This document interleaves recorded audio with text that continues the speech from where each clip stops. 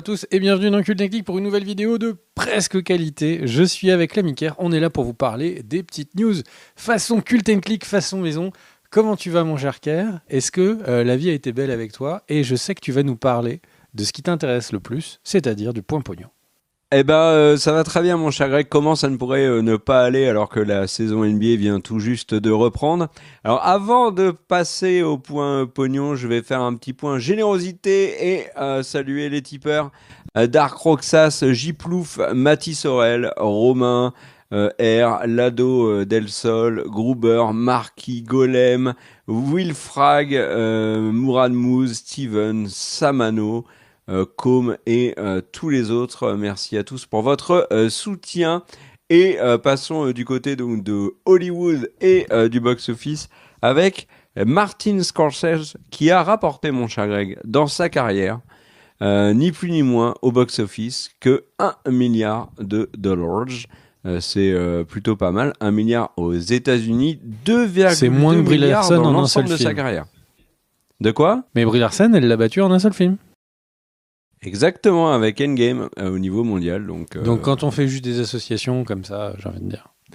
Mais est-ce que cet homme vraiment au sourcil très broussailleux, tout blanc et ses grosses lunettes noires, pourquoi tu nous en parles? Je vous en parle parce qu'il vient de sortir. Alors déjà parce qu'on a fait une vidéo où on parle de ses propos qui s'appelle La fin des grands films, où Martin Scorsese est très inquiet pour l'avenir du cinéma. On vous invite à aller regarder cette vidéo, mais pas maintenant, après cette vidéo news bien sûr. Et aussi et surtout parce que Martin Scorsese vient de sortir au cinéma son Killers of the Flower Moon que Apple lui a permis de réaliser. Il ira ensuite sur Apple TV+, après sa carrière cinématographique. Il a un gros budget de plus de 200 millions de dollars au total, donc c'est du très très lourd. Le film a commencé timidement avec 30 millions de dollars pour son premier week-end aux États-Unis. Alors c'est un film qui dure 3h30, donc forcément il faut s'organiser pour aller voir un film de 3h30. C'est pas comme si tu disais j'ai 1h30, je vais aller voir le nouveau Exorciste parce que j'ai vraiment envie de perdre mon temps. Non, là tu sais que tu vas voir un grand film, mais il dure 3h30. Et au niveau mondial, c'est 55 millions de dollars. Alors, on pourrait dire, au vu du budget, c'est pas grave, c'est pas ouf, mais c'est pas grave du tout, puisqu'en fait, Apple a financé pour le mettre sur Apple TV+. Donc, l'exploitation en salle, de ce qu'on peut en comprendre d'après plusieurs analystes, c'est un peu du bonus. Et c'est pas si mal que ça pour Martin Scorsese, qui fait son meilleur démarrage en France, par exemple, depuis Le Loup de Wall Street. Et j'ai un peu regardé les recettes de l'ami... Ceux qui ont la ref du Loup de Wall Street. Ouais. Les recettes de l'ami Scorsese. Son dernier film, donc Irishman, forcément a eu une sortie ciné très très très très restreinte, puisqu'elle était sur Netflix, mais il y a eu quelques projections et donc on va pas le prendre en compte. Son film Silence, donc avec Liam Neeson notamment, lui a énormément bidé alors que le film est très bon. Le Loup de Wall Street était à presque 400 millions de dollars, mine de rien, c'est pas mal. Hugo Cabret, tu te rappelles Hugo Cabret, qu'un film que j'avais énormément aimé. C'est vrai? Gros coup de cœur. Il est un peu moins de 200 millions, 182. Shutter Island, grand film avec DiCaprio bien sûr, et Michelle Williams, 294 millions. Et puis si on regarde un autre grand film, on a Les Infiltrés à 289 millions de dollars, Aviator à 213 millions de dollars. Et il y a le site IndieWare qui s'est amusé à enlever l'inflation et donc à voir quels étaient vraiment les gros succès de Martin Scorsese au cinéma. Et quand on enlève l'inflation, c'est plus la même chose. Le plus gros succès de Scorsese aux US, c'est Les Infiltrés. Alors c'est qu'aux US. Les Infiltrés. Le deuxième, c'est Les Nerfs à vif, de film de 91. Aviator est troisième. Shutter Island 4. Le Loup de Wall Street 5. La couleur de l'argent 6. Gangs of New York, oui, c'est lui des Gangs of New York bien sûr. Excellent film aussi. 7e, Taxi Driver est 8e, Les Affranchis seulement 9e, Casino 11e. Et il y a un film qu'a sorti aussi Scorsese que je vous conseille chaudement, c'est À tombeau ouvert, sorti en 99 avec Nicolas Cage. Voilà pour Martin Scorsese. Et puis sinon, qu'est-ce que je pourrais vous dire sur le box-office? Là, c'est que Taylor Swift est toujours la reine du box-office. Taylor Swift, vraiment, j'ai une vraie passion pour cet artiste. Contrairement à ce qu'a dit très méchamment, j'essaie de me rattraper auprès des fans de Taylor Swift. Tu sais qu'après toutes tes vannes dans la dernière prise vidéo news, je n'ai reçu aucune menace d'un fan de Taylor Swift. Donc, ce sont des Bah gens ouais, parce que t'as retourné ta pacifistes. veste tellement vite. Alors, le truc qu'on peut noter quand même, c'est que le film L'Exorciste, le dernier qui s'appelle Dévotion, a récolté 54 millions de dollars. Et en fait, en allant voir ce film, je me suis dit, parce qu'il est très très mauvais, et surtout, je me suis dit, mais à quoi bon faire des films qui n'ont aucun intérêt? Parce que ce film n'a aucun intérêt. Chaque minute est une souffrance.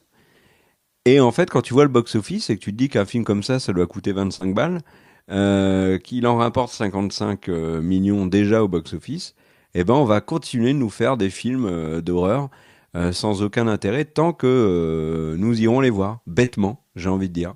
Voilà. Bon. La Nonne, par exemple, 85 millions de dollars pour La Nonne 2. C'est un mystère. Et la Patte Patrouille se débrouille particulièrement bien, avec 56 millions de dollars, mais là on sent vraiment qu'on est dans le ventre mou de l'année box-office et qu'on verra un peu plus tard, dans quelques semaines, s'il y a des films qui potentiellement pourraient venir bousculer un peu tout ça. Bien évidemment, il y a The Marvels, mais bon, est-ce qu'il va bousculer le box-office? On en parlera dans une autre vidéo.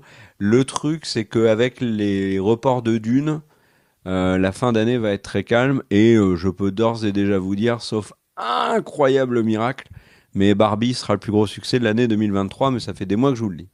Voilà mon cher Greg pour le point pognon. À toi pour ta première news. Et je dis avant que tu te lances dans ta première news, si vous aimez les news, si vous aimez la chaîne, abonnez-vous et appuyez sur la petite cloche vers le haut. Vous ne raterez pas nos prochaines vidéos et toute l'actualité ciné-série traitée par des professionnels de l'amateurisme est fait avec passion. Voilà mon cher Greg, à toi. En tout cas, c'est cool. Pour une fois, on n'oublie pas de le faire au début de vidéo. Et ben du coup, deux news qui s'emboîtent l'une dans l'autre, vous allez voir. Donc la première news, c'est pour faire un point sur la grève. Mais avec consentement. Hein. Elles s'emboîtent, mais elles sont toutes les deux d'accord. On est d'accord. C'est la gênance. Donc du coup, donc je vous disais donc deux news. La première, c'est sur la grève des acteurs. J'entendais beaucoup de choses. Les acteurs acceptent rien, alors qu'il y a beaucoup de choses qui leur sont proposées. J'entendais l'inverse, que les studios refusent et tout. Donc j'avais envie de faire un petit point rapide pour dire un peu où on en est. Alors c'est quoi le point rapide? C'est que globalement, sur les différentes demandes, les plus importantes, hein, le fait qu'il y ait du café ou pas, ça j'ai pas regardé. Donc la première demande qui est d'avoir une prime quand une série est un succès. À ça, en fait, les studios ont dit c'est mort. Du coup, ils sont revenus en disant eh bien, ce qu'on veut, c'est avoir un pourcentage sur chaque personne qui s'abonne. Les studios ont dit c'est également mort. Et se discute là une espèce de bonus. Donc, ils auraient accès aux stats. Et quand une série serait un énorme carton, il y a une discussion sur le fait qu'ils aient un bonus, mais fixé, quoi. En gros, ce qu'ils veulent pas, c'est que si une série fait Squid Game, que d'un seul coup, un mec devienne milliardaire sur leurs revenus. Donc ça, c'est première chose. Donc en gros, il n'y a rien de validé. Deuxième point, il y a cette notion de bonus, cette notion d'augmentation. Elle touche combien de personnes? Dans les propositions des studios, elle ne toucherait, d'après Sagafra, elle ne toucherait que 40 émissions, dans le cas des shows, 40 sur 600, pour vous donner une estimation. Donc en gros, déjà les bonus qui sont répondus ne vont pas à Sagafra, mais en plus, Sagafra dit que ça touche qu'une infime partie des gens, et donc c'est pour ça qu'ils refusent. Troisième élément, les studios acceptent une augmentation salariale de 7%, alors que d'habitude c'est 5%, donc ça ils ont l'air d'être d'accord. Par contre, là où ils sont vraiment en conflit, c'est sur les IA. Petit jingle, c'est donc les IA, et en gros c'est simple, Sagafra veut qu'il n'y ait pas d'IA, et les studios disent bah nous on veut qu'il y ait des IA, donc on signera pas. Donc pour l'instant c'est bloqué total. Il y a eu des reports de discussions. C'était censé être mardi de cette semaine, puis jeudi de cette semaine. Pour l'instant, sauf miracle, j'ai l'impression que ça ne bougera pas. Deuxième news, celle qui se déplie un peu comme des origamis, c'est qu'en fait, il y a une explosion du recrutement des acteurs en dehors de leur job d'acteur. Évidemment, comme ils ne peuvent pas tourner, du coup, ils trouvent des petits jobs. Alors, il y a une recrudescence, notamment en Californie, d'acteurs qui repartent à être serveurs ou de faire juste d'autres jobs puisqu'ils n'ont pas de revenus avec la grève.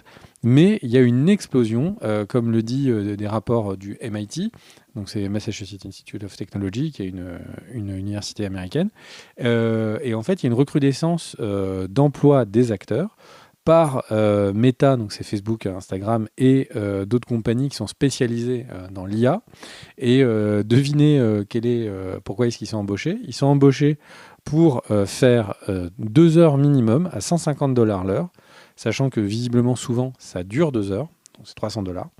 Et ils sont embauchés pour que on les scanne et qu'ils puissent donner toutes les expressions faciales. Dans ces contrats, ils disent que c'est pas pour réutiliser leur visage, mais réutiliser le jeu, faire entraîner les IA aux réactions humaines. Et ce que je trouve assez cocasse, c'est qu'en fait, il y a des acteurs qui sont donc en grève pour que les studios n'utilisent pas les IA pour les remplacer, notamment les acteurs qui sont dans le fond, toute la figuration. Et là, ils ont tellement plus de revenus que certains sont en train de faire exactement la même chose, mais pas pour les studios, pour Meta, pour d'autres boîtes d'IA qui le revendent à qui, à votre avis? Eh bien, aux studios, tout à fait. Donc, alors certains pourront dire on n'arrête pas, la technologie en marche, etc. Après, on est à un moment peut-être où il faut se poser la question de est-ce qu'on est en train de détruire plus qu'on ne crée, et à quelle vitesse surtout. Les révolutions, par exemple, industrielles et révolutions Internet sont sans commune mesure beaucoup plus lentes que celles des IA. Donc voilà, 2 petites news qui s'imbriquent l'une dans l'autre. Évidemment, Sagafra est au courant de ça. Ouais. Il faudrait vraiment qu'il y ait des gros packages d'argent pour que je pense qu'ils acceptent la douloureuse des IA, mais on va voir. Ah oui, évidemment, bon, je ne l'ai pas dit, mais ils avaient des revendications pour qu'ils aient une pseudo-sécu et une pseudo-retraite, et en fait, il n'y a ni l'un ni l'autre. Voilà, tout simplement pourquoi ? Parce que du coup, aux États-Unis, je rappelle, il n'y a pas, la sécu de base est catastrophique, et voilà. Et fun fact, je regardais C'est pas sorcier sur les corsaires avec mon fils le week-end dernier, et j'ai appris que les pirates, les corsaires, avaient une retraite et un semblant de sécurité sociale. Ils avaient des pensions d'invalidité et tout. C'est marrant d'imaginer que les pirates et les corsaires étaient mieux protégés socialement que les acteurs d'aujourd'hui. Voilà, c'est un truc qui m'a fait marrer. C'est un métier à risque. J'ai pas entendu. Donc voilà. J'ai dit c'est un métier à risque. Puis c'est vrai que Pirate, tu mettais, bah oui, tu oui. pouvais, Ils avaient des invalidités tu en pouvais fonction du partir nombre de très tôt membres à la coupés, retraite. je crois, un truc comme ça, vous défaillant, c'est marrant. Enfin, c'est marrant, Ouais. pas pour eux à l'époque, mais c'est marrant que du coup, voilà. Du coup, mon cher Kerr, je t'invite à enchaîner. Eh ben oui, alors pour revenir sur la grève des scénaristes, petite précision, comme tu l'as dit, mais on se rend pas compte à quel point les studios là sont dans un bras de fer où ils ne veulent absolument rien lâcher. C'est assez étonnant là où ils ont cédé pour les scénaristes. Sur les acteurs, c'est pour l'instant 0 cadeau. Et ce qu'il se dit, c'est qu'il y a une réunion qui va avoir lieu dans les jours qui viennent, et que après cette réunion, les studios ont dit qu'ils ne rediscuteraient plus avec SAG-AFTRA avant au mieux janvier 2024. Ce qui veut dire qu'il y a très peu de chances que la grève des acteurs soit terminée en 2023. Donc voilà. Vous connaissez le point pognon, où j'aborde la question du box-office. Eh bien, je suis heureux aujourd'hui de lancer un nouveau point, qui est le point pigeon. Et dans le point pigeon, eh ben, je reviendrai chaque semaine sur les augmentations de tarifs des plateformes, parce que c'est devenu vraiment quelque chose d'extrêmement fréquent. Vraiment, ça anime notre actualité. Vraiment, ça nous met du baume au cœur. Alors, quand il n'y aura pas des augmentations, il y aura des petits coups comme ça de Trafalgar. Aujourd'hui, pour l'inauguration du point pigeon de la semaine, sachez que j'ai quand même à vous proposer 2 plateformes qui augmentent leurs tarifs, un coup de Trafalgar sur la communication et un potentiel gros coup de Trafalgar sur l'avenir d'un abonnement. Voilà, je vous ai teasé le truc. C'est parti donc pour le point pigeon. Alors, je ne sais pas faire le pigeon, donc voilà. Oh, excellent, jingle.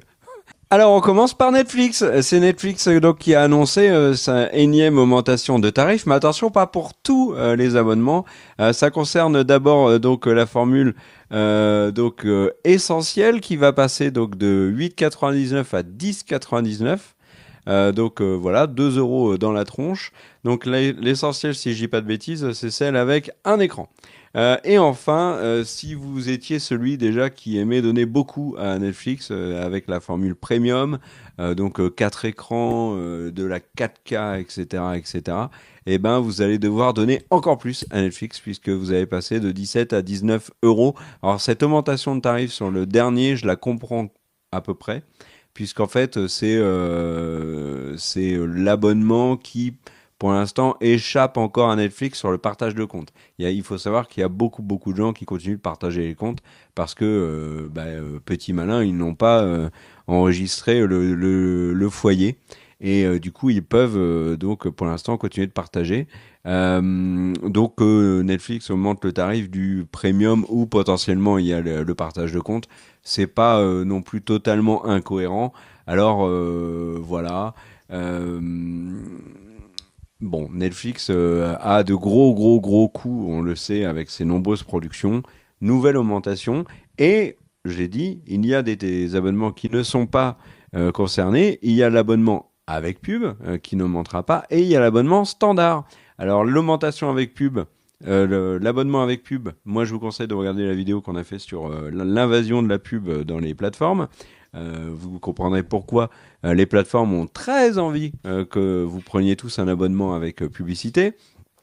Mais on pouvait se dire, mais c'est quand même vachement sympa de la part de Netflix de ne pas augmenter l'abonnement donc standard, c'est-à-dire celui avec 2 écrans mais pas de pub, qui lui ne va pas donc augmenter, sauf qu'en fait, il y a un truc qui se prépare potentiellement. Le truc c'est quoi? C'est que en fait cet abonnement standard, qui est celui que j'ai personnellement, il pourrait sauter purement et simplement.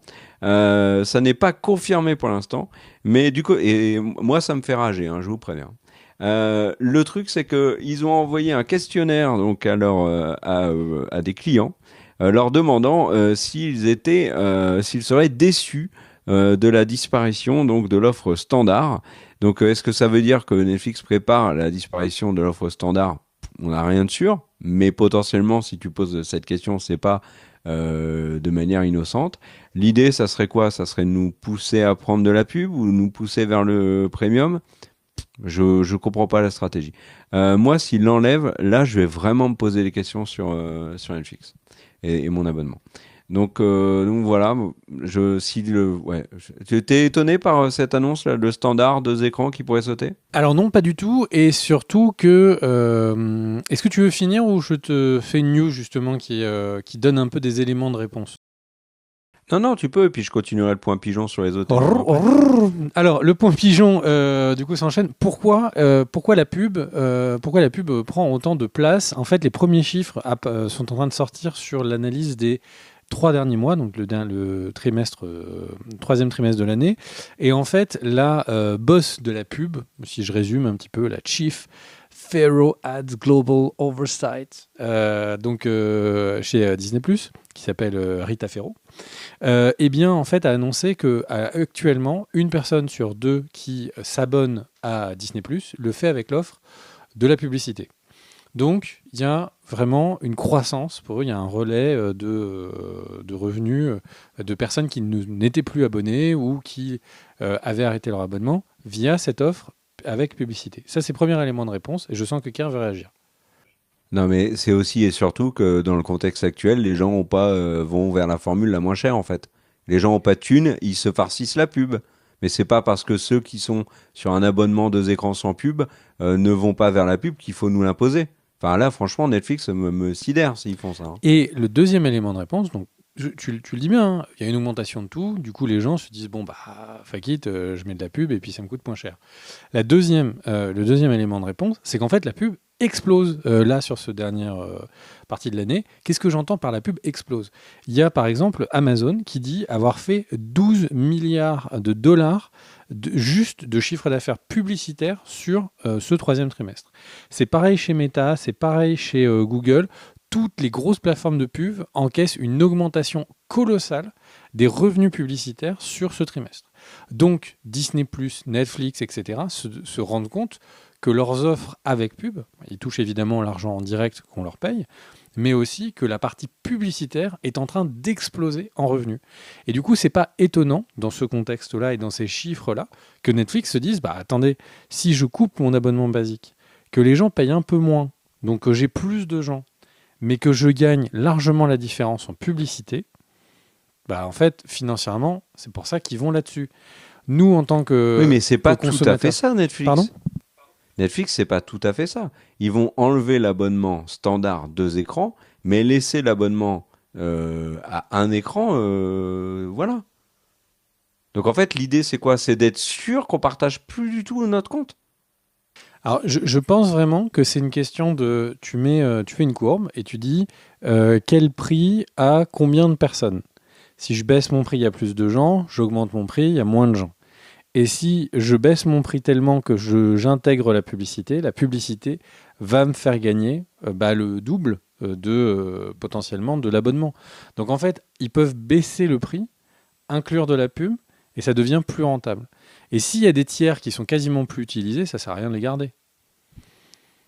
Non, mais l'abonnement de 2 écrans, à mon avis, c'est celui qui est le pris par le plus de personnes. Ça, on ne le sait pas. Dans un foyer, tu regardes sur ton téléphone et en même temps quelqu'un regarde sur la On ne le télé. sait pas. C'est pas public. Non, mais moi, il y a un truc de dingue. Si vraiment on me laisse le choix entre payer 20 balles pour avoir 4 écrans alors que j'en utilise que 2 et ou payer 10 balles pour en avoir un, mais être constamment emmerdé parce que il faut qu'on soit une seule personne sur le compte dans la maison, c'est niette, quoi. Alors là, non, vraiment, c'est encore pire qu'une augmentation de tarif. En fait, franchement. c'est ce que tu décrirais là, c'est pour toucher un groupe de personnes et de faire une augmentation de tarif déguisée. En fait, de faire disparaître le tiers qui touche globalement les familles, les couples, etc. C'est essayer de forcer tout le monde à passer au tiers du dessus. Tu vois ce que je veux dire? Donc, c'est-à-dire, est-ce que c'est juste le tiers qui était moins utilisé et les gens globalement ont plus, soit les tiers du dessous, soit la 4K, soit c'est juste qu'en fait, ils veulent forcer les gens à faire le gap pour que les gens passent à 20 euros. Oui, oui, bah moi je ferai un passage sur une autre plateforme et puis j'irai voir ce qu'il y a sur d'autres plateformes. Et alors je continue le point pigeon parce qu'il n'est pas terminé, mon cher. L'annonce de l'augmentation de tarif de Netflix, il a été subtil puisqu'en fait ils l'ont annoncé avec les résultats du trimestre et ils ont dit nous avons gagné 9 millions d'abonnés. Alors j'étais étonné déjà de voir sur les réseaux sociaux le nombre de personnes qui gloussaient en disant ouais, Netflix ça cartonne trop, ils ont fait 9 millions d'abonnés, ceux qui avaient dit que Netflix allait perdre des abonnés et tout sont à la ramasse, etc. avec la fin du partage de compte. Mais en fait, personne n'avait dit que avec la fin du partage de compte, Netflix allait perdre des abonnés. Netflix, les gens, dont moi, on a dit qu'ils allaient perdre des utilisateurs, puisque quand vous êtes 4 sur un compte, si il y a le mec qui payait de base, peut-être qu'il va reprendre son abonnement, un deuxième aussi, mais globalement, s'il y en a que 2 sur 4 qui ont repris un abonnement, eh ben il y en a quand même, en termes d'utilisateurs, 2 qui n'ont pas repris Netflix. Donc la courbe là d'abonnés supplémentaires de Netflix, elle est bien, ils gagnent des abonnés, ok, mais on ne sait pas combien ils ont perdu d'utilisateurs, et de ce qu'en disent les analystes, ils en ont perdu quand même beaucoup, et la courbe d'augmentation d'abonnés, elle n'est pas aussi élevée qu'ils l'espéraient. Donc 9 millions d'abonnés en plus, ok, très bien. Alors là, les gens se félicitent, Netflix, waouh, ça cartonne. 10 minutes après, boum, augmentation de tarif, tout le monde est calmé. Autre point dans notre partie point pigeon, c'est Apple TV+, qui fait son grand retour. Alors pourquoi grand retour? Parce qu'il y a un an tout pile, Apple TV avait fait une augmentation de tarif. Avant, c'était 4,99€ pour le service d'Apple, qui était pas cher parce que peu de contenu, mais du contenu de qualité. Il était passé à 6,99€ parce que toujours peu de contenu, mais comme vraiment le contenu est de qualité, Vous comprenez, il faut payer un peu plus pour nous aider à avoir du contenu d'encore meilleure qualité. Et là, Apple TV Plus a annoncé une augmentation de tarif de 3 euros. Et donc le passage à l'abonnement à 9,99, donc 10 balles, pour avoir Apple TV+. Alors cette fois, ils ont des arguments solides, puisqu'en fait, ils disent que c'est pour permettre d'avoir des contenus d'encore meilleure qualité. Voilà. En fait, ils ont tous le même refrain. Dans le football, on dirait le projet sportif pour un transfert en Arabie Saoudite ou en Turquie ou dans d'autres championnats. Bah voilà, Apple TV+, c'est ça, c'est on va améliorer aidez-nous, payez plus pour qu'on continue de faire du contenu. Et là, il y a une vraie question qui se pose. C'est Apple TV Plus avec un contenu que je trouve quali. Moi, c'est ma plateforme préférée. Mais 10 balles par mois avec, au final, assez peu de sorties. Donc, globalement, c'est quoi? 2, peut-être 3 séries, 3 épisodes. Hein, je parle pas de séries en entière. 3 épisodes par semaine. Ça commence à faire cher. Et honnêtement, je pense que là, les abonnés, vont commencer sérieusement à réfléchir. Et le truc qui, à mon avis, va sauver Apple TV Plus en France, là, pour l'instant en tout cas, et faire qu'on va pas trop se poser la question, c'est que c'est toujours inclus gratuitement dans MyCanal, si vous avez MyCanal, bien évidemment. Et j'ai peur que cette augmentation de tarif fasse que la présence du catalogue Apple TV Plus sur MyCanal ce soit temporaire ou que les conditions soient revues et par exemple qu'il y ait un supplément d'abonnement MyCanal pour avoir Apple TV+. Si c'est le cas, franchement, comme Netflix, je vais vraiment, vraiment faire la tronche. Mais là, ce point pigeon, c'est autant le point pognon, je l'adore, autant le point pigeon me fait rager. Mais bon, il y a tellement d'augmentation de tarifs des plateformes que ça méritait bien sa propre section dans les news.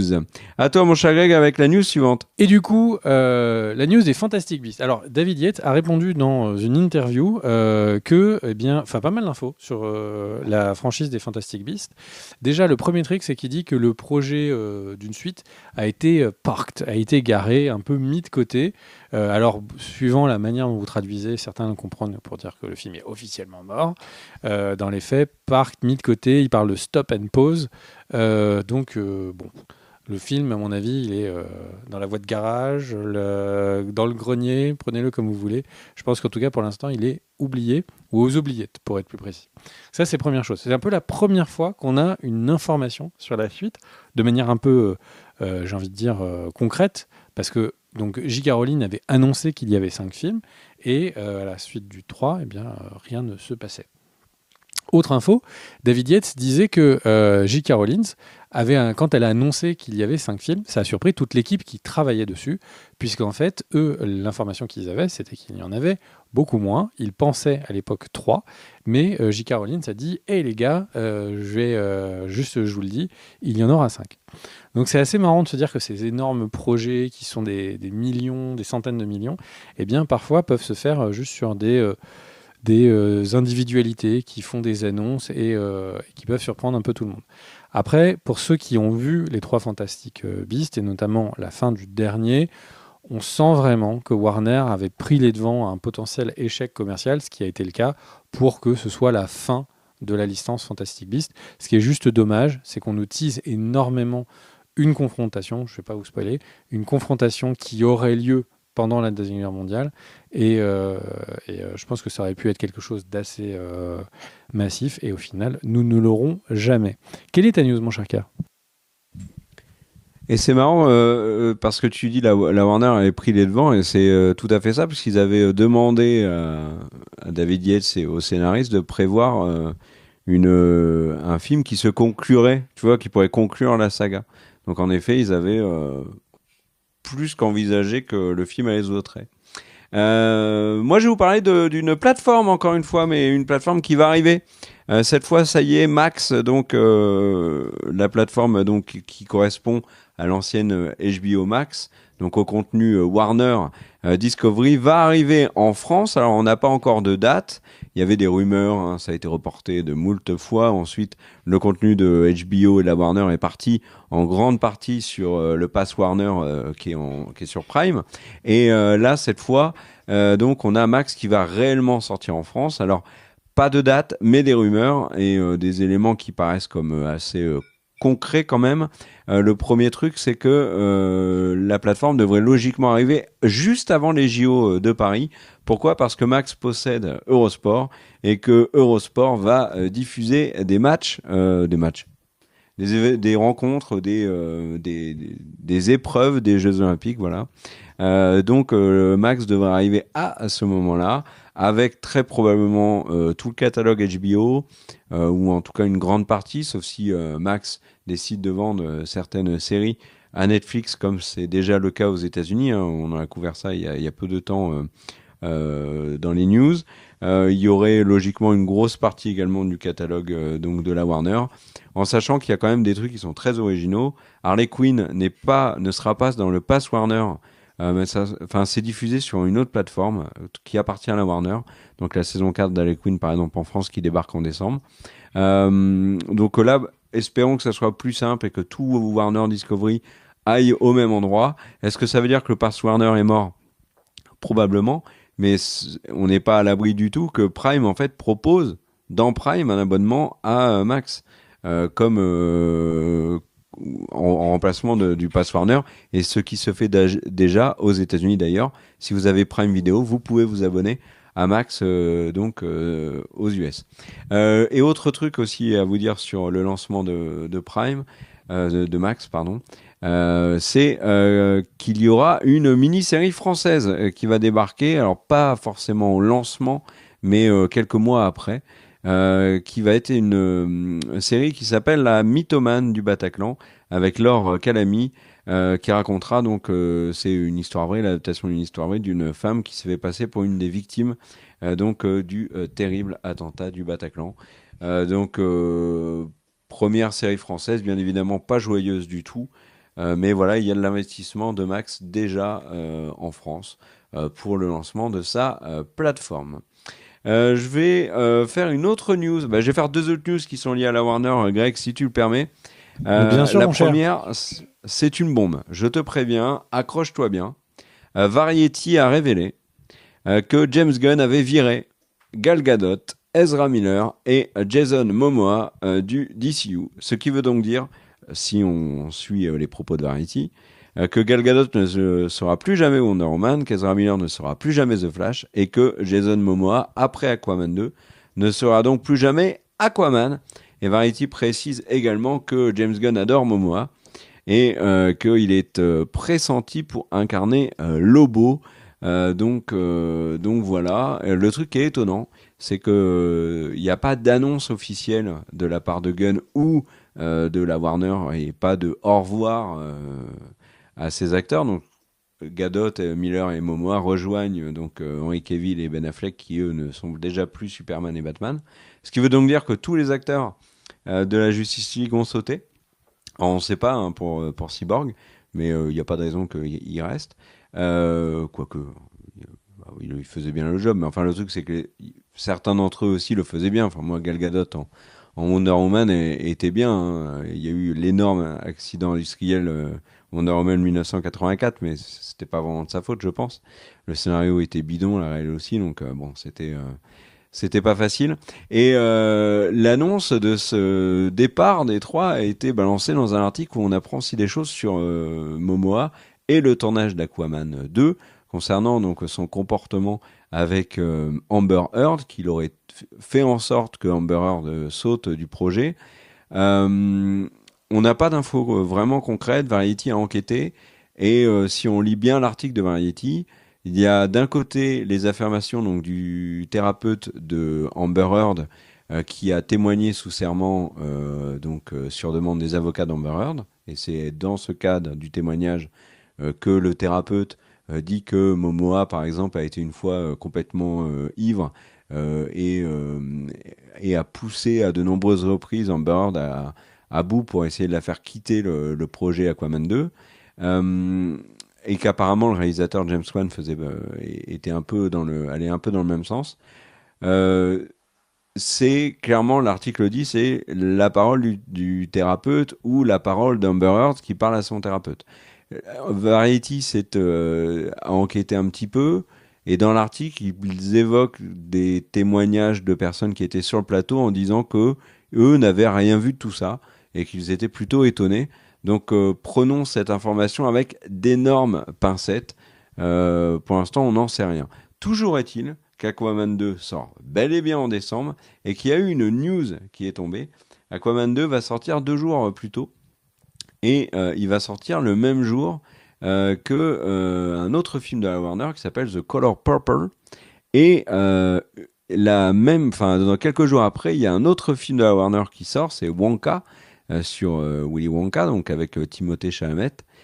On a 3 films Warner qui sortent fin décembre. Ça sent vraiment genre les films du catalogue dans lequel on croit pas et qu'on va laisser à l'abandon pendant les fêtes, qui est pas une période extrêmement propice. Alors le premier Aquaman avait marché, mais tout le monde était assez sidéré au vu du planning de sortie. Là, Aquaman and the Lost Kingdom, ça sent pas bon. On en a déjà parlé pour de multiples raisons. Les projections tests avaient donné des résultats absolument catastrophiques. Le public avait globalement dit que c'était le pire film d'ici. Et si le public avait vu, par exemple, Blue Beetle, mais il faut être hyper inquiet pour Aquaman 2. Et le truc, c'est que l'autre truc qui me fait craindre le pire pour Aquaman 2, c'est que si James Gunn a déjà viré Jason Momoa, c'est que du côté de la Warner, ils doivent pas s'attendre à ce que le film fasse 2 milliards et que Momoa devienne un incontournable en Aquaman. Donc voilà. T'en penses quoi de ce départ, mon cher Greg? Bah, écoute, mon cher Kerr, ce départ annoncé par Variety qui reste à confirmer, en fait, il est assez surprenant, mais il est normal parce que là, c'est quand même le bordel. Enfin, quand on regarde tout le catalogue des films d'ici de ces dernières années, ils sont quasiment tous en déficit, à perte, et c'est vraiment une grosse cata. Heureusement qu'il y a quelques succès chez eux. Alors, des succès qui sont, je parle financièrement, parce que par exemple, Aquaman 1 est un très gros succès financièrement, moins critique. Et du coup, j'ai envie de dire, ils ont besoin d'annoncer qu'il va y avoir un gros renouveau. Et si tu te souviens, on était déjà en train de couvrir des news pour dire qu'il y avait plusieurs personnes qui demandaient un reboot total de ce qui voulait être l'équivalent des Avengers et du Marvel MCU avant la fusion. Et déjà, dès 2020, on avait couvert des news insistantes sur le fait qu'il y avait des demandes de l'étège. Ça prend un peu de temps. Alors, il y a la partie contrat, il y a la partie vraiment, il faut que les films se terminent. Mais mine de rien, 2 ans après, ça y est, ils sont tous tèches les uns après les autres. C'est assez logique, hein. C'est assez logique et ça corrobore les news qu'on avait couverts à l'époque. C'est après la fusion. La fusion s'est installée, les contrats sont finis ou en train de se finir, donc c'est assez logique. Je vais enchaîner en parlant de NBC Universal. Qui annonce que sur Peacock, donc la plateforme américaine, donc on n'a pas encore ici, vient d'atteindre sur le marché 28 millions d'abonnés, ce qui est 4 millions d'abonnés de plus juste sur un trimestre. Donc c'est une plateforme qui monte beaucoup. Je ne sais pas si on va la voir chez nous. Je pense qu'il y a beaucoup de leur contenu phare, Suits par exemple, etc., est vendu et c'est dans les contenus les plus regardés sur certaines des autres plateformes. Mais clairement, ce qu'on voit, c'est que des très gros contenus peuvent faire une plateforme. Peacock, il y a beaucoup de très gros contenus qu'ils ont vendus pour l'instant. S'ils récupèrent tout, ils pourraient devenir vraiment cette deuxième plateforme que les gens gardent parce qu'il y a les séries qui intéressent le plus dessus. Et il y a le sport aussi. Peacock, c'est beaucoup de sport. Ouais. Qui fait que ça marche très Et bien. ils annoncent une réduction de leur perte. Alors, toutes ces plateformes de stream sont à perte. Et là, ils estiment qu'il y a, je crois que c'est dans les 10% de moins de pertes que ce qui était prévu. Donc Peacock, ne soyez pas surpris si vous en entendez un peu plus parler tout le temps. Autre point, on parlait donc de la grève, on parlait du fait que la production américaine est un peu tétanisée. Il y a quelques mois, on parlait peu près à milieu de grève milieu de grève, ça sous-entendrait qu'on sait qu'il y a une fin. Donc on va dire qu'entre le début et maintenant le milieu, on avait couvert le fait qu'il y avait plusieurs pays, l'Italie par exemple, qui avaient annoncé qu'il fallait saisir cette grève comme une opportunité pour que eux se mettent à produire plus pour les États-Unis. Et ce n'est pas les seuls à avoir fait ça. Nos amis japonais sont en train d'avoir un événement professionnel en ce moment. Et dans cet événement professionnel a été annoncé qu'il y avait 1 milliard de yens d'aide qui était mis sur l'aide à la promotion de films, particulièrement les films indépendants, entre autres. Et donc, leur but, c'est d'essayer de récupérer énormément de production. C'est bien moindre que ce que peut faire, par exemple, la Thaïlande, si je ne me trompe pas, dans les pays qui sont juste à côté. Et en fait, ces aides de pays, pour vous donner une idée, elles sont parfois extrêmement importantes. Pour les films, comme pour le film The Marvels, sur lequel on aura une vidéo cette semaine pour en parler un peu plus précisément, The Marvels, enfin plutôt sur le succès, enfin sur l'échec annoncé que risque d'être Marvels, et en fait il y a 278 millions de dollars de budget, ça c'est ce qu'annoncent certains sites, et sur ces 278 millions de dollars de budget annoncé, eh bien en fait 55 millions viennent des aides américaines, anglaises, excusez-moi. Anglaise. Et donc, c'est un cinquième, 20% du budget qui est issu d'aides. Donc, c'est des aides qui parfois peuvent être vraiment massives et qui expliquent pourquoi des films vont être dans tel ou tel lieu quand après on les voit à l'écran. Donc, le Japon qui décide de commencer à mettre un peu au pot pour attirer ou réattirer des gens. Voilà. Accessoirement, on fait ça aussi en France, on fait ça pas tout le temps, et on a tendance à favoriser les films français, mais le cinéma français essaye aussi d'attirer les très grosses productions. Quelles sont tes news, mon cher Kair ? Alors, je vais vous en faire plusieurs à la suite. Je vais commencer avec une news plutôt évoquer un événement qui est arrivé sur Netflix. C'est la sortie de l'anime Pluto, qui fait énormément parler et en bien. C'est l'adaptation du manga en 8 tomes de Naoki Urasawa. Alors moi, perso, j'ai vu le premier épisode que j'ai trouvé très très bon.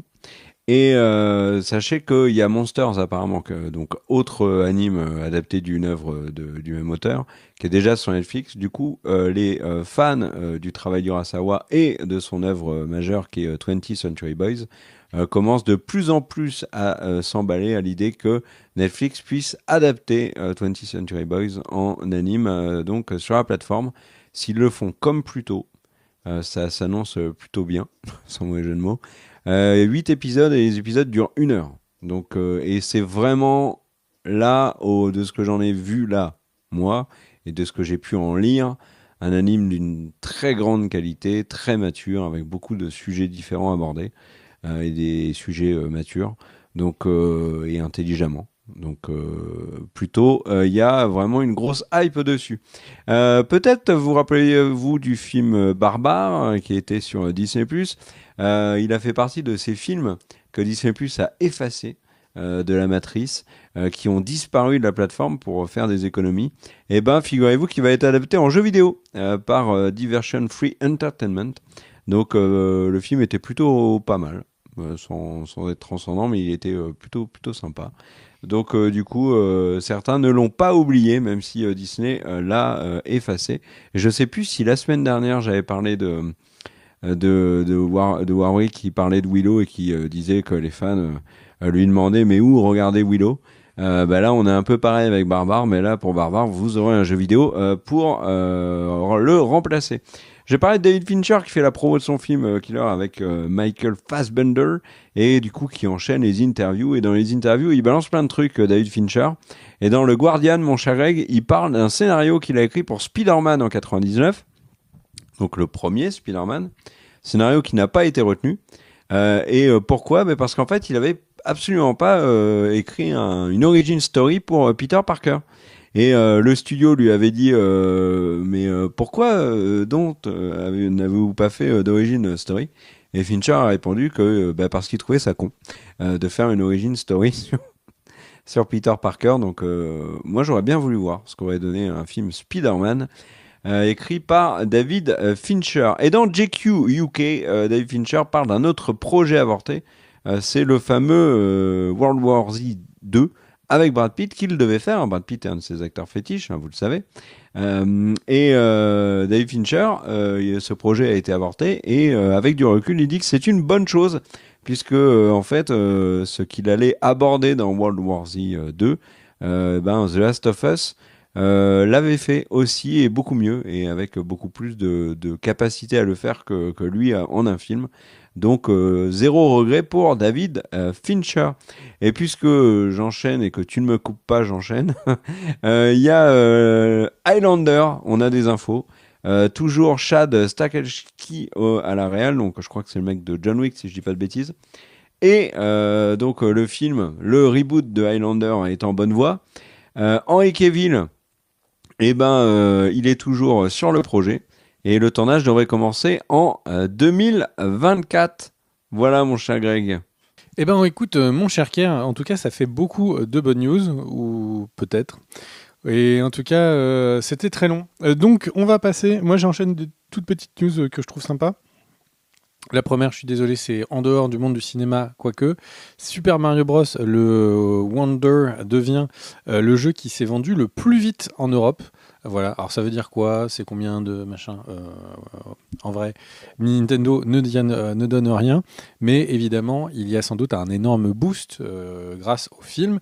Et c'est assez marrant parce que là où on voit que Nintendo est vraiment dans un gros temps fort, là où Disney est dans un gros temps faible, et on s'est à se demander s'il n'y a pas un moment où il y a un switch des licences un peu doudou, des licences un peu nostalgiques pour le grand public. Autre point, mon cher Kerr, parce que je sais que tu es un très grand fan, eh bien, c'est les 60 ans c'est un peu plus que 60 ans d'ailleurs, mais c'est pour les 60 ans, c'est la promotion. Eh bien, il y a Doctor Who qui apparaît sur Disney+, et donc avec un origin spécial avec David Tennant qui revient. Je sais qu'il y a beaucoup de fans et c'est le 25 novembre que ça sort. Je sais, Kerr, que toi, c'est une de tes licences favorites. Est-ce que tu regarderas le 25 dans la nuit pour regarder en premier? Non, mais le 25, j'espère que tu souhaiteras mon anniversaire.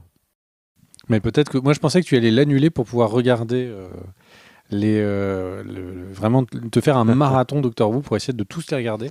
Non, non. Les 60 ans de Doctor Who comme ça sur une C'est, petite année.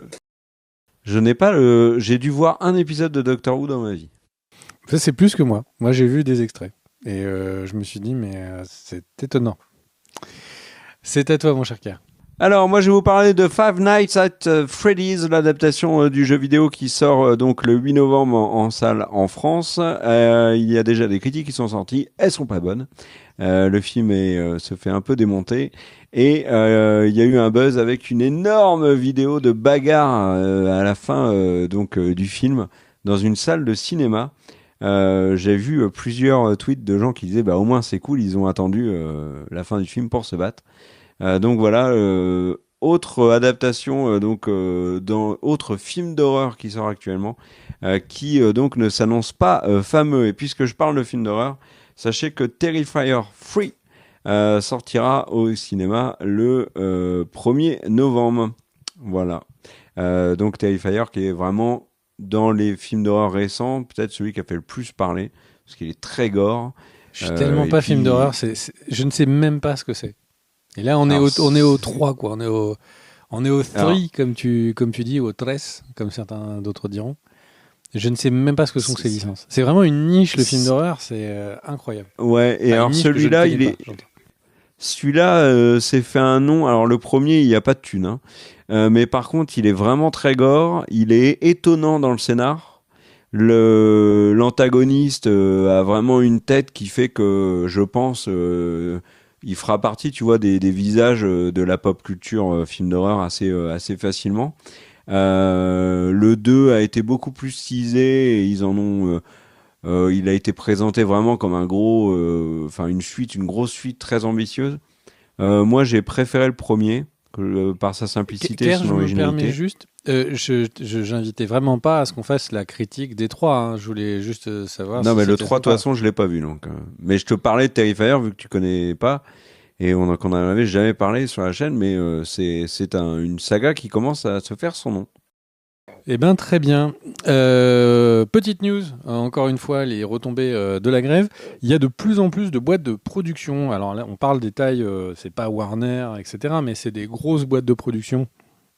Souvent, les boîtes de production des acteurs, par exemple, il y a Lucky Chap de Margot Robbie, ou il y a A24, donc des boîtes de production qui ont des belles tailles, qui sont capables de faire des films indépendants. Et bah, comme la grève, ils la subissent de plein fouet, ils poussent tous leurs créatifs, qui ne sont pas en grève, toutes les équipes, en fait, à se focaliser pour faire énormément de podcasts, d'articles, de sites internet et écrire des livres, ce qui est assez marrant. Pourquoi ? Parce que ça n'est pas sous le coup de la grève.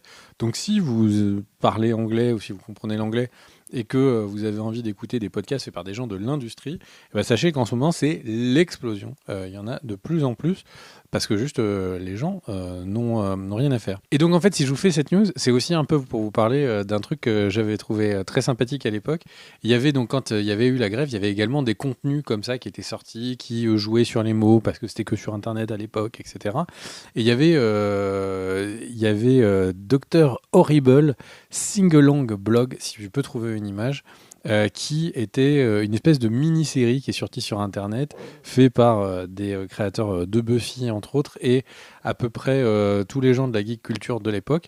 Et c'était une espèce de série sur un méchant qui n'était pas si méchant, et c'était en comédie musicale, et c'était très sympa. Je vous conseille vraiment, du coup, ce petit Dr Horrible Singalong Blog. Voilà, mon cher Kier. Avec l'acteur qui jouait... Ah putain, j'ai aucun nom ce soir.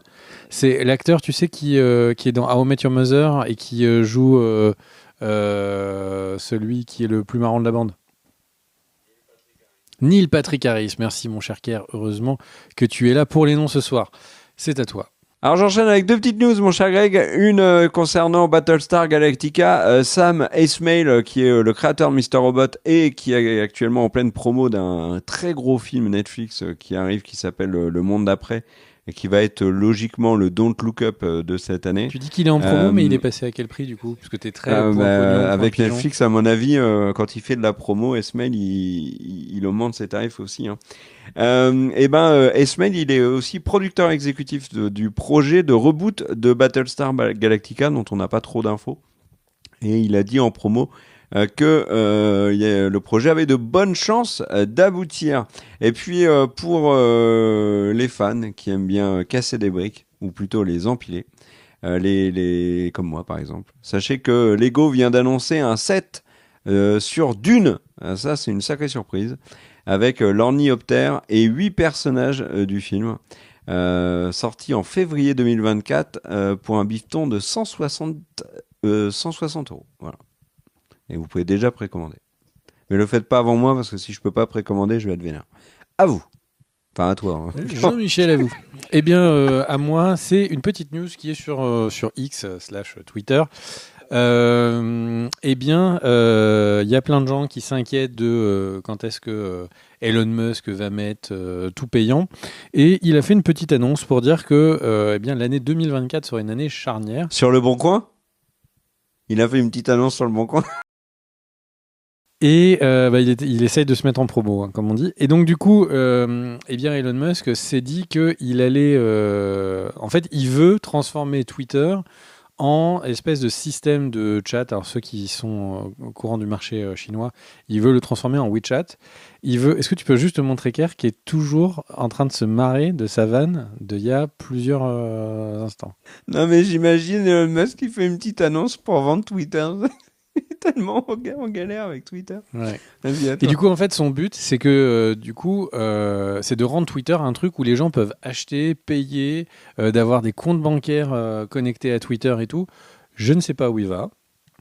Mais en partant du concept que un des endroits où il y a le plus de news, ciné, séries, c'est Twitter, je pense que, Eh bien, comme beaucoup d'endroits, Twitter va être abandonné et les gens vont partir sur d'autres choses.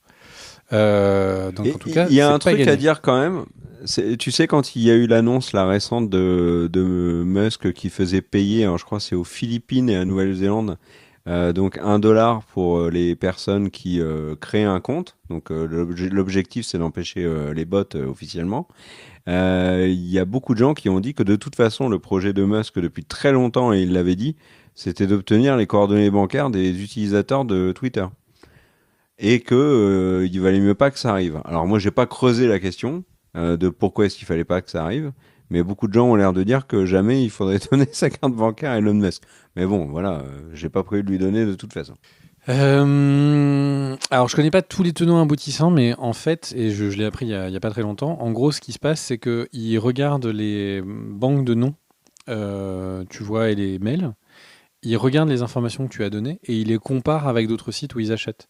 Et du coup, tu peux toi-même vendre les données et dire, là, par exemple, les sécurités sociales privées américaines, c'est la personne là dont vous me donnez le numéro de téléphone, j'ai ses coordonnées bancaires, j'ai également tous ses tweets, et du coup, je pense que c'est un profil qui a risque ou pas pour que vous l'assuriez, etc.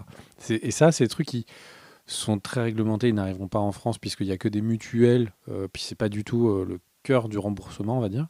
Mais aux États-Unis, si tu n'es pas assuré pour X raison, qui serait lié à Twitter, à mon avis, ça ne ferait pas rire beaucoup de gens. J'enchaîne. Et juste un truc, j'ai vu un site, je sais même plus comment il s'appelle, je crois que c'était D9 Geek, qui disait que pour remplacer Kang, pour avoir un nouvel acteur pour Kang, il conseillait Lakis Stanfield. Si tu peux nous le trouver, c'est un acteur qui est connu pour tous ceux qui regardent Atlanta, parce que c'est un des 3 acteurs principaux d'Atlanta. C'est un acteur qui fait aussi beaucoup de voix off, qui est excellent, je trouve, en voix off ou en doublage d'anime. Et donc Lakis, effectivement, je trouve que ce serait une super remplacement si effectivement il fallait remplacer l'acteur de Kang parce qu'il était trop problématique. Est-ce que tu nous l'as trouvé, ma chère Danielle Lakis? Voilà, c'est lui, tu peux le mettre là. Tu peux le mettre. Oui, oui. Et on en avait déjà parlé il y a un moment, et j'en profite pour dire que Lakis Stanfield a en effet un excellent acteur, et qu'il est actuellement héros d'une série donc pour Apple TV+, qui s'appelle The Changeling, et qui est vraiment très bien. Et c'est un acteur qui monte beaucoup. On l'a vu cette année dans le Manoir hanté, notamment de Disney, alors qui Malheureusement, s'est vautré. avec ton accent et le mien, je pense que personne ne trouvera cette série. The Changeling si, mais il a aussi joué dans Un couteau tiré, donc de Ryan Johnson, et il était également dans le film Netflix avec Idris Elba, The Harder They Fall, voilà, Get Out aussi, donc un acteur qui monte beaucoup et qui a beaucoup de talent. Alors après, s'il faut le changer, il faudra le changer, mais je trouve que Jonathan Majors dans Loki saison 2, là, il est très bon. Mais bon, ça n'empêche pas, s'il a merdé à côté, de mériter de prendre la porte. Mais c'est toute l'histoire, hein. C'est que Jonathan Majors, dans ses rôles, pour l'instant, il a été plutôt très charismatique. Le problème, c'est... Creed 3, je l'ai trouvé très mauvais. Pardon ? Dans Creed 3, je l'ai trouvé très mauvais. Ah ouais ? Moi non, écoute. Ouais. Dans le rôle qu'il a, qui est globalement de faire le pas gentil qui donne des coups... Oui, mais il a un rôle très caricatural dans le film, je trouve. Ça, c'est le scénario. Et voilà, c'est ça. Mais dans les rôles caricaturaux, il s'en sort pas bien. Alors que tu vois, Statham, par exemple, qui n'a eu que des rôles caricaturaux dans sa carrière, lui, vraiment, il est très bon. Mais Majors, dans des rôles beaucoup plus fins, il s'en sort super bien, quoi. Tu enchaînes ? Tu as une autre news ou tu veux que je fonce ? Oui, je vais vous parler dans ma dernière news de M. Night Shyamalan, qui a un nouveau film en préparation. Et on sait qui seront les 2 acteurs qui vont avoir les grands rôles de ce film. C'est Josh Hartnett, donc Pearl Harbor, qu'on a vu récemment dans... Oppenheimer, The Faculty, qui est son premier rôle, et aussi, enfin en tout cas connu, et on l'a vu bien évidemment dans Penny Dreadful, qu'il avait vraiment relancé. Donc il sera le héros du film. On retrouve également Saleka Shyamalan. Alors vous allez dire, tiens, même nom de famille que le réalisateur. Oui, c'est sa fille. Et donc je vous en parlerai un peu après. Mais sachez que Shyamalan, comme Knock at the Cabin, il va financer le film tout seul. Et du coup, il a réussi à obtenir un accord avec la SAG-AFTRA pour ces raisons, pour pouvoir tourner le film pendant la grève des acteurs. On sait pas trop, on n'a pas de détails vraiment précis sur l'intrigue. Shyamalan dit juste que c'est un thriller psychologique qui se déroule pendant un concert. Globalement, Josh Hartnett va jouer un père qui emmène son fils à voir un concert où Saleka Shyamalan est la pop star. Sur scène. Sachez juste que Saleka Shyamalan, Le scénario a l'air d'être premier ouf. rôle. Ben, on sait pas ce qui va se passer dans la salle, tu vois. S'il se passe des trucs C'est un pour peu ça que ça a l'air chelous, d'être ouf. Donc c'est quelqu'un oui, qui oui. va avoir un spectacle. Oui, Les mais derniers pitchs de Shyamalan étaient quand même un cran dessus. Ouais. oui, mais bon, on sait pas après. Et alors le truc sur sa fille Saleka Shyamalan, c'est que c'est son premier rôle en tant qu'actrice. Par contre, elle a déjà travaillé avec Shyamalan père sur le film Old, mais aussi sur la série Apple TV+ Servant. Elle a fait des chansons pour ces deux œuvres. Voilà. Très bien. Moi, je termine avec des petites news qui m'ont fait sourire. Il y a Squid Game, la télé-réalité, qui va bientôt apparaître sur Netflix le 6 décembre. Donc, ils ont essayé de faire une version Squid Game réalisable, donc c'est-à-dire que personne ne meurt dans la production. Mais du coup, ils ont annoncé 4,6 millions de dollars de prix. Et évidemment, donc il faut que tout le monde se trahisse pas, etc. Et en fait, Squid Game, quand on regardait ça, on se disait c'est vraiment affreux ce qu'ils sont en train de subir, ces pauvres gens. Et et avec la critique de la société qui était intéressante dans Squid Game, en disant les gens n'ont pas la possibilité dans cette culture coréenne du Sud d'avoir d'autres choix que de risquer leur vie pour essayer de sortir du surendettement. Et là, l'idée de Netflix, c'est de dire, ok, alors on va faire pareil, mais avec des vrais gens de la vraie vie qui ont vraiment besoin de thunes. Et du coup, je trouve que c'est pas une bonne idée. Mais et c'est le moment où réalité et fiction se fusionnent un peu bizarrement. Mais bon, vous allez me dire, il y a d'autres jeux de télé-réalité et tout, mais là, Squid Game et son message politique qui était un peu derrière et qui était quand même vraiment présent, ça me chafouine. J'enchaîne pour un Mais truc. alors, attends, petite remarque quand même. Du coup, je réfléchis de manière un peu méta. Donc, si dans Squid Game, le 1, 2, 3 soleil, la différence avec le 1, 2, 3 soleil, c'est qu'on tue les gens. Si dans la télé-réalité, heureusement, on ne tue pas des gens, ils vont juste faire un 1, 2, 3 soleil, en fait. Alors non, et du coup, Pensez il va à y avoir ça. des twists à chaque fois. J'ai pas fait un reportage dessus, etc. Mais j'ai cru comprendre qu'il y allait avoir du paintball, ils vont leur tirer dessus. Il y a par exemple les dernières épreuves où tu sais, tu marches sur un truc en verre. Ils ont fait pour que les trucs en verre soient effectivement piégés et qui tombent depuis très très haut, comme tu sais, les trucs de cascade où tu tombes sur de. Enfin, bon voilà. Mais je pense qu'il y a ce qui s'y passe, c'est une chose, mais le propos du film par rapport à une télé-réalité, c'est ça qui m'a fait un peu sourire. J'enchaîne sur Edgar Wright. Edgar Wright qui va faire un remake, ou devrait faire un remake, en tout cas c'est en pré-prod, sur The Running Man. Est-ce que tu t'en souviens, ce film Running Man avec Schwarzenegger? Pas du tout. C'était un film où il courait. C'était un film où justement il y avait une course. C'était très très très kitsch. Daniel va nous trouver des images. Et c'est un film de l'époque, un nanar de l'époque, mais qui était vraiment à regarder dans ces grands classiques de Schwarzenegger, très néon, très flashy, etc. Donc c'est assez marrant, c'est ce genre d'image que Running Man, que je vous conseille, hein, si vraiment vous aimez bien Schwarzenegger, c'est un de ses films de l'époque, et un peu plus marquant, j'entends. Et donc Edgar Wright va faire le remake, et la blague, c'est qu'il a un petit peu trouvé le job grâce à Twitter, grâce à X. Pourquoi? Regarde, ça c'est les années 90 en folie, quoi. Et tout est 90. Même l'aluminium et tout, ça se fait plus maintenant, ce genre de truc. Et donc, c'est une course de survie. Il faut courir pendant tout le truc. Et les derniers sont bouffés ou un truc comme ça. Quoi? 80, ouais, encore plus vieux. Enfin, et d'où le suite. D'où le fait que le suite est cool à ce moment-là. Et donc, Mais c'est une thématique en fait chez Schwarzenegger dans cette période de sa carrière, parce que dans les débuts des années 90, Daniel a le dossier. Il a fait la course aux jouets aussi. Attends, vas-y, mets le dossier. Voilà, c'est vraiment. Et accessoirement, je dis ça comme ça, mais si vous regardez Running Man, je pense que c'est Mockingjay. En français, ça s'appelle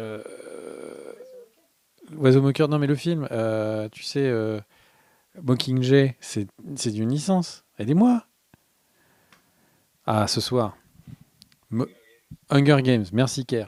Et donc, si vous regardez, eh bien, Running Man, vous verrez beaucoup de parallèles avec Hunger Games, et on sent qu'il y a eu des inspirations, alors plus classe, mais il y a des vraies grosses inspirations entre les deux œuvres. Bref, et donc Edgar Wright expliquait qu'il a eu le job plus ou moins grâce à Twitter. En fait, ils étaient du côté de Paramount en train de réfléchir à plusieurs candidats, et ils réfléchissaient à des personnes qui pourraient vraiment justifier, ou des personnes qui seraient intéressées par cette licence, qui est quand même très obscur, hein, un film des années 80 de Schwarzenegger comme ça. Et en fait, Edgar Wright était en train d'en parler sur Twitter en disant qu'un jour, il aimerait bien pouvoir l'adapter. Et pouf, Paramount l'a contacté et a dit « On va acheter les droits et mon pote, on va faire le film. » Si tu comprends, les dollars, pour nous, il n'y a pas de limite. Et donc voilà, c'est assez marrant. Et ben mon cher Kerr, une petite news pour toi. Je sais que tu es très très très fan de Taylor Swift en ce moment, depuis que tu sais que c'est un gros succès au box-office. Eh bien, sache que Madonna... J'adore son morceau Umbrella. Et Diamonds aussi. Et eh bien, sache que, et c'est peut-être quelque chose qui va te faire changer d'avis ou changer ton compas de fanitude et qui va l'envoyer quelque part, eh bien, c'est Madonna qui a été recertifiée la plus grande vendeuse d'albums de l'histoire, avec 400 millions d'albums vendus. Et du coup, voilà, je sais que comme ton allégeance va à la star pop qui vend le plus... J'y crois pas une seconde. Elle est pas devant les Fatal Picard. C'est pas possible. Et donc voilà. Et autre petite news, pour ceux qui aiment bien le comic Bill Bird, eh bien, il y a son film qui vient de tomber sur Netflix. C'est un comic américain qui est un des 2-3 plus gros en ce moment aux États-Unis. Donc cette sortie est une grosse sortie aux US et elle divise énormément. Alors Bill Bird, c'est le spécialiste de un peu comme South Park, il va aller taper un peu sur tout le monde. Et donc, ça loupe pas. Il a fâché un peu tout le monde. Je crois que le film a moins de 13% d'avis critiques sur Rotten Tomatoes. Mais par contre, 90% d'avis positifs du côté du public. Et du coup, eh bien, si vous aimez son humour, je pense que Hollywood Reporter disait que vous aimerez ce film. Et je pense que c'est fini avec mon petit tour des news, mon cher Kerr. Je te laisse donc le Et ça s'appelle All Dads. All Dads, le film avec... Oui, c'est vrai que j'ai même pas cité le nom du Film. film. C'est All Dad. Et il est normalement en header de beaucoup de Netflix, puisque c'est la grosse sortie ciné de la semaine. Ciné Netflix. Et c'est aussi avec Bobby Cannavale, qu'on avait vu notamment dans Ant-Man et dans d'autres séries. C'est un très bon acteur, Bobby Cannavale. Je suis content de le retrouver dans ce film. Voilà, et moi j'ai une dernière news pour te dire bonne décennie mon cher Greg, parce que la chaîne YouTube Cult & Click, mon gars, elle a 10 ans aujourd'hui. Et vraiment, moi, c'est une fierté d'avoir cet enfant avec toi. Elle rentre au collège, hein, notre chaîne YouTube. Et elle rentre au collège, la chaîne YouTube. C'est un truc de fou, ça. Elle a fini, elle sait lire et écrire depuis longtemps. Oui. Ah là, c'est dingue. Et c'est grâce à vous, hein, bien évidemment. Donc, on vous embrasse tous. Et merci il y a un truc que je regardais les élucubrations de deux pauvres vieux fous Voilà, certains nous comparent à des ents dans notre rapidité à parler, à raison, hein, sans doute. Mais j'ai envie de dire, c'est normal, hein. L'un de nous deux, Kerr, vit carrément dans la nature, hein. Il vit dans la nature sauvage, il vit en Picardie. Et c'est aussi pour ça que vous l'aimez, je suppose. Et au-delà des 10 ans de Cut and Click, je tenais aussi à féliciter chaleureusement Hugo Defrain, j'espère que j'ai pas massacré ton nom, qui, mon cher Greg, depuis un paquet de vidéos maintenant, fait un commentaire à chaque fois qu'il regarde une vidéo en disant je vous aime fois et il met le nombre de fois qu'il nous l'a dit.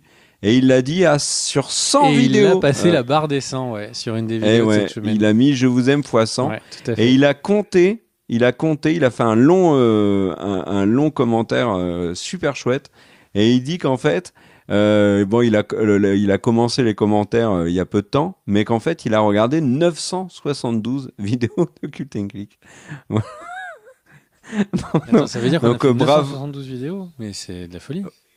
Bah oui.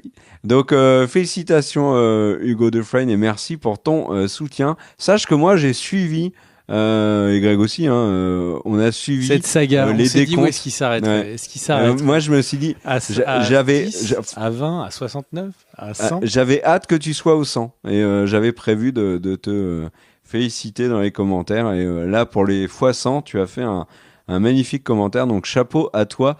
Merci à Et tous bon de courage nous pour les suivre 1000. bien évidemment. Il va en falloir Ouais. de la vraie persévérance. Tu te rends compte, on aura presque 40 ans pour les 1000. Alors moi je les ai et toi tu les Et moi fais. je les ai dans un mois. Et Daniel, elle les a depuis 10 ans, tu te rends compte le truc? Ouais, heureusement que la retraite a été repoussée pour Daniel. Sinon on n'avait plus de rire. Allez, des bisous à tous, on se retrouve très vite. Ciao, ciao. Ciao.